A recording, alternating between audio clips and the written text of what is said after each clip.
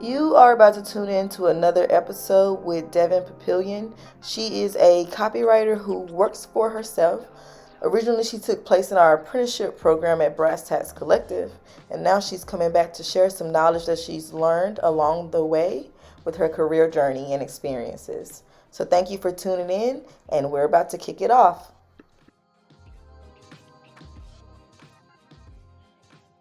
Name is Devin. I go by Dev. I'm a copywriter slash writer. I also do music. Um, so I've been doing copywriting, I guess maybe going on 6 years now. Just made the switch into like full time working for myself. So it's funny, like the timing of this interview, because it's like just happened like within the last month or two. So that's where I am now, based in Dallas, Texas.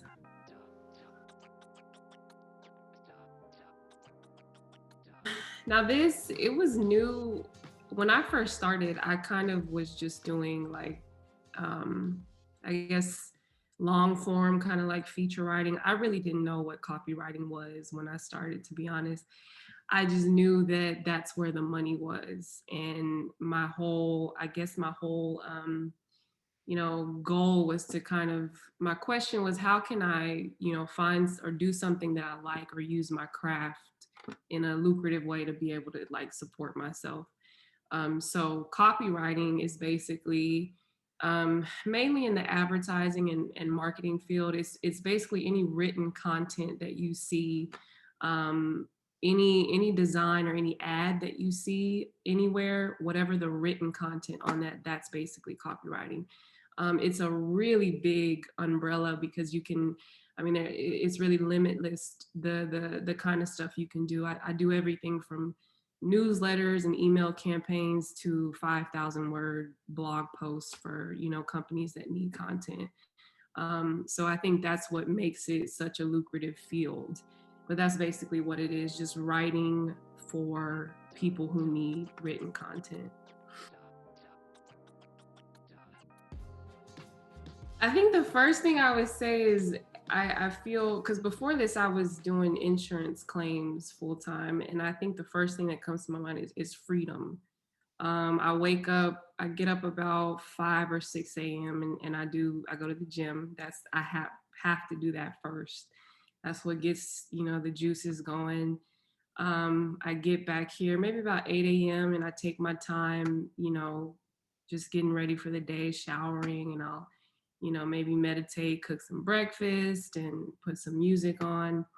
And usually, especially on Mondays, I like to ease into my day. I don't kind of like to overload myself, and I make it a point to spread, my workout over the week, so that I'm not like burned out by Friday, which is usually what would happen in my old professions. Like I would be so beat by the end of the week.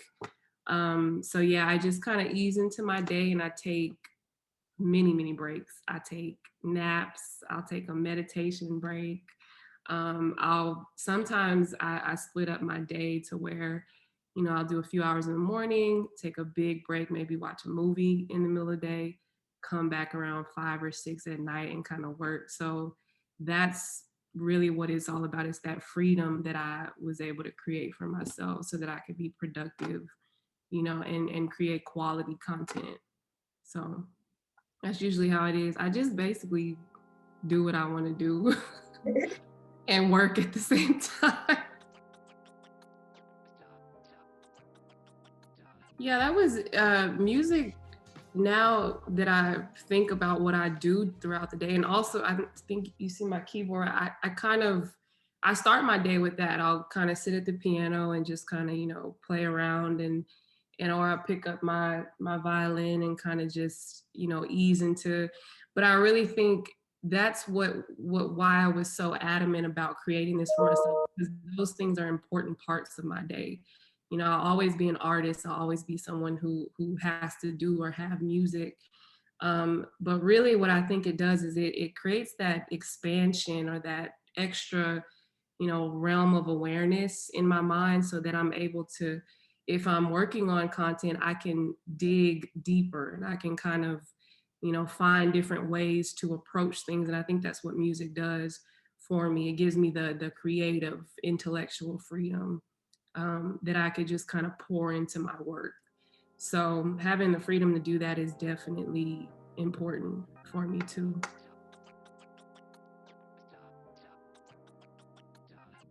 When I was working for the Dallas Observer, this was maybe back in 2014, 2015, when I first started. I didn't know what I was doing. I just said, look, do you need a writer? I kind of think I know how to write. Jeff Gage, I think, was the editor. He might still be there, but he's an awesome. I was really intimidated by him because his work was always so good. But when I got on with them, I kind of took the music journalism approach because I knew music. I said, okay, well, let me see if I can write about it. So I started doing like those print blurbs in their print section that they would print weekly. And then I covered shows. I started to cover shows and I would get to go to them for free. And I remember I did one for SZA. I did a SZA show, and this was back in, she was just kind of breaking, and I knew she was special. That's why I wanted to really do this show. I remember wanting to cover it. Like, man, I hope he lets me do this show.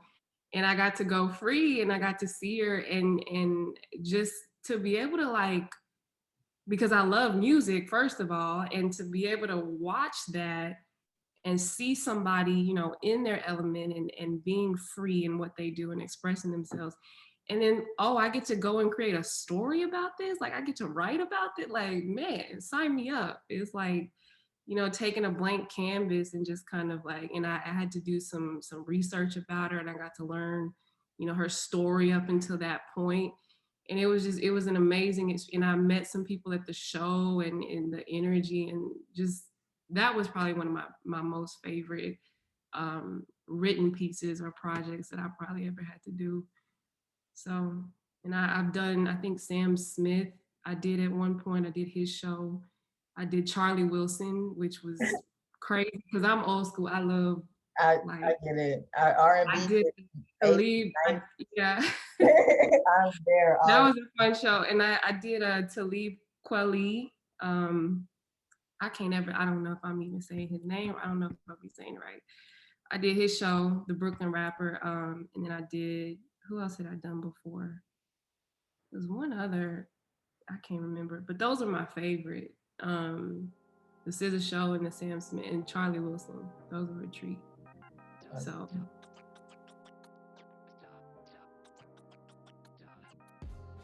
I kind of jumped in the water. I think it was, what was good and bad was I was just kind of overly confident, and I was scared, but I had this brave element in me that just kind of look, if you want to make money, if you want to do this, you have to figure out, how to do it. And I started on those little content mills like Upwork and, Freelancer and stuff like that.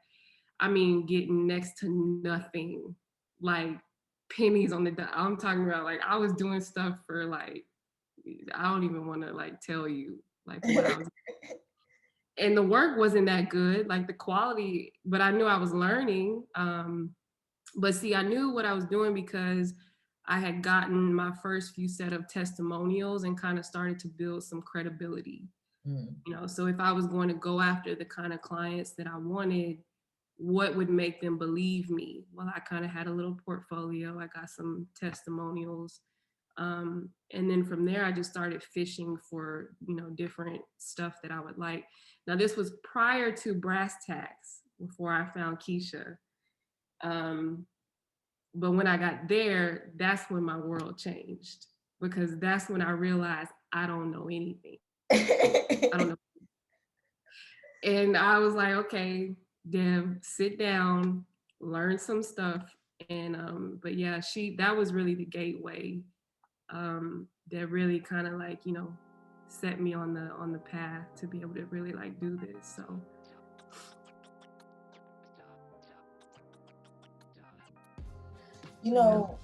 writing is especially when you're writing for I started out with copywriting, and clearly I did not finish up with copywriting, because I always say, I write books, and for me, I love that. I love being able to write what I want. I don't have to answer anybody but my editor as far Yeah. as grammatical and spelling, Yeah.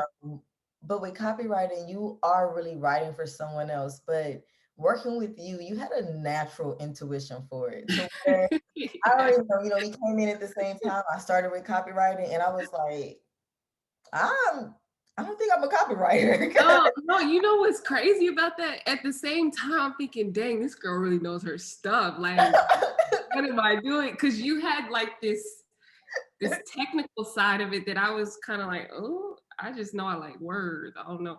But you really knew how to like, string them together. And I remember us working on being like specific projects at one point. And I was just be like, man, she made things sound so beautiful. I'm like, I do not write like that. Like, I'm very straightforward to the point. I'm not gonna make you feel good about it, yeah, Uh, but I didn't have that. Because I was always just like, man, I just like words. I just like the way I just like putting them like the artist aspect of it. Like I like the way they sound.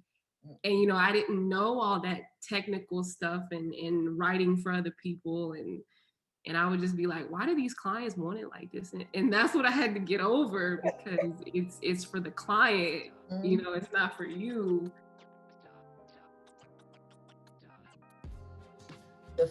my favorite thing that you did, I think, was winning culture. I remember that. Yeah. I like South Beach ties, but what you were able to do with winning culture. Yeah.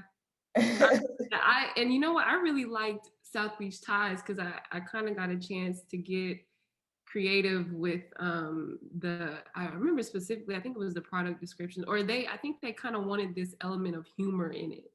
And I got excited because like, oh, I can do this, I can do this, I can like be creative and so I think that's the one that I had really liked. But yeah, I definitely remember that other one. I remember that. Like writing the coffee deck and all that.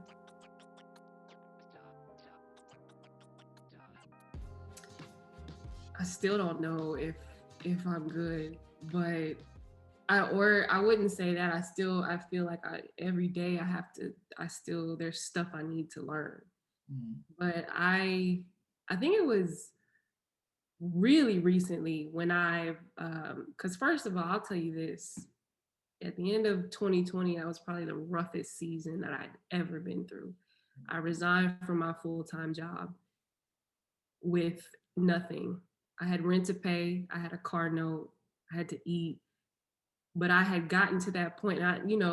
Going through a year like 2020, I was done wasting time. I was done doing stuff that I didn't want to do.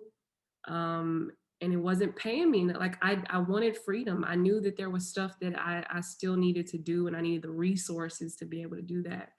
So I left that job and I said, you know what?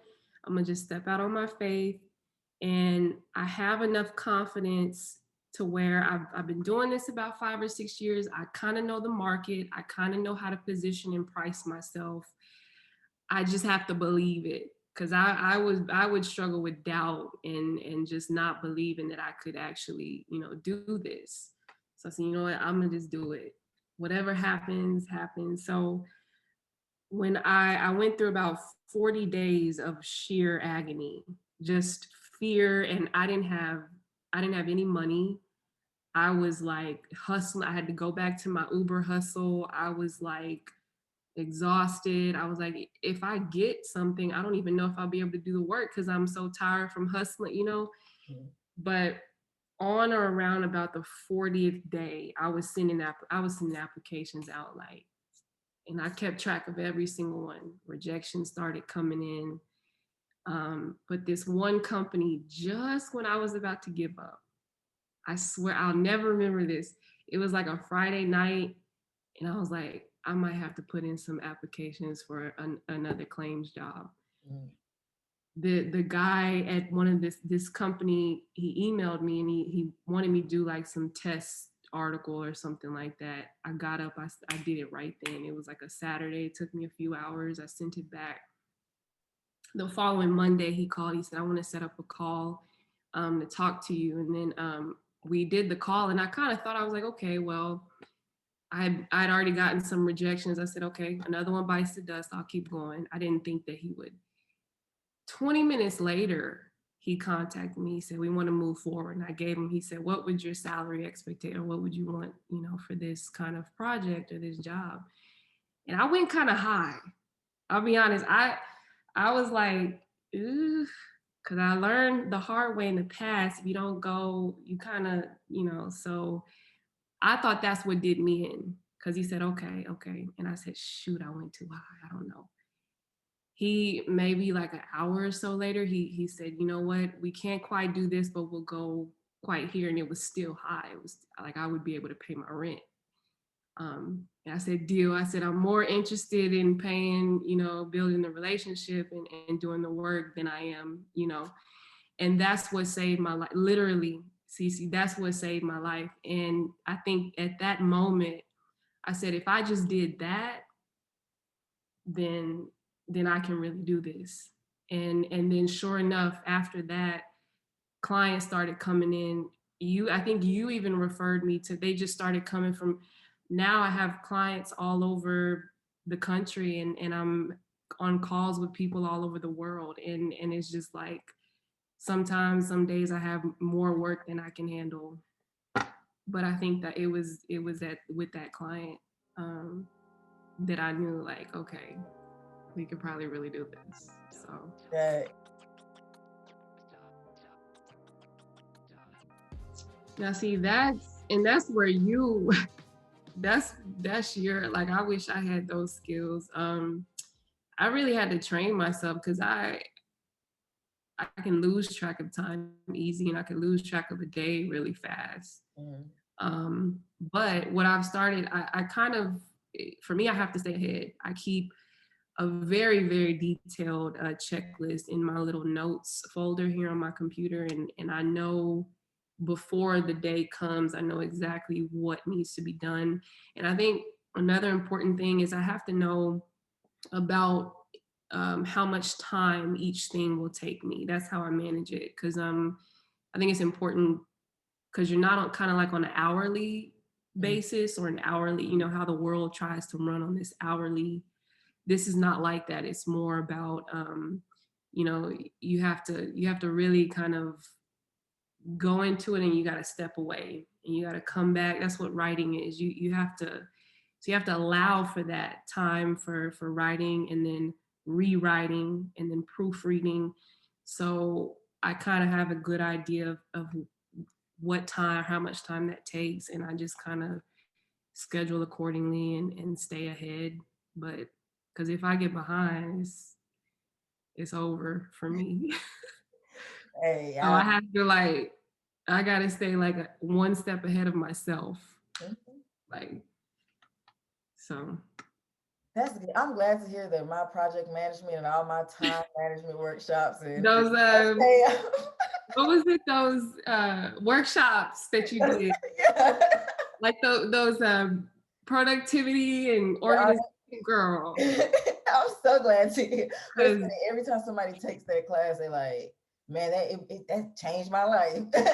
Yeah, like, because I'm like, how am I gonna run a business if I don't even, like, yeah, you can write, but you got to get these deliverables in, you got, so yeah, definitely a skill that I'm always working on. So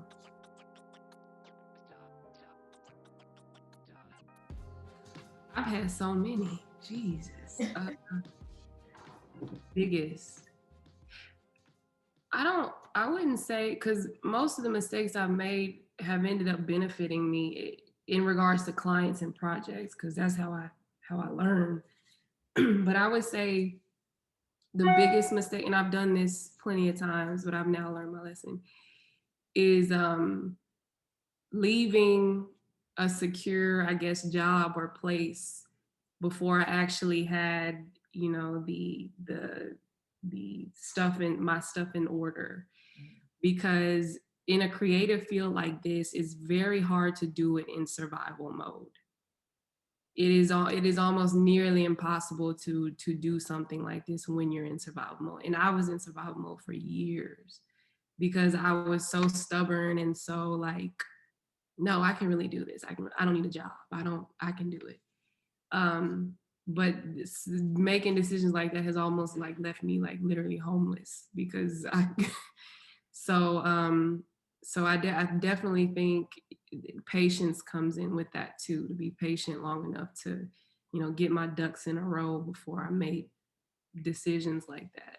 But any mistakes that I've made with clients or projects or anything like that, in retrospect, I wouldn't change any of that because I wouldn't have the tools that I have now, to do the work that I do.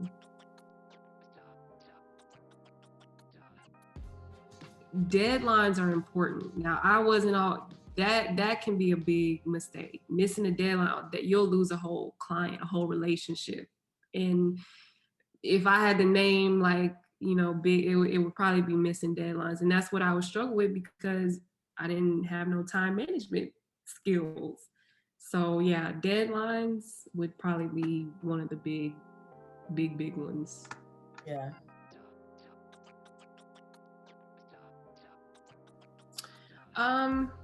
I think that for so long I felt like I thought that I needed to find like a niche, like a niche, or a specialty.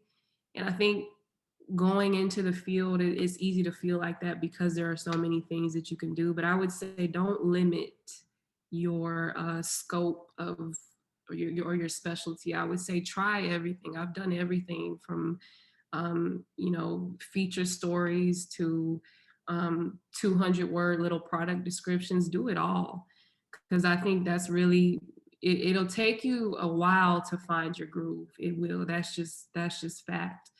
But if you have a sense for how everything feels, then you can kind of you create more freedom for yourself, and you can kind of take your pieces and make your own little puzzle. And I think that'll set you up for the long run. But definitely try it all. Try it all, and be patient. And rejections will come, but just consider it their loss and not yours. So, and keep going. Keep going.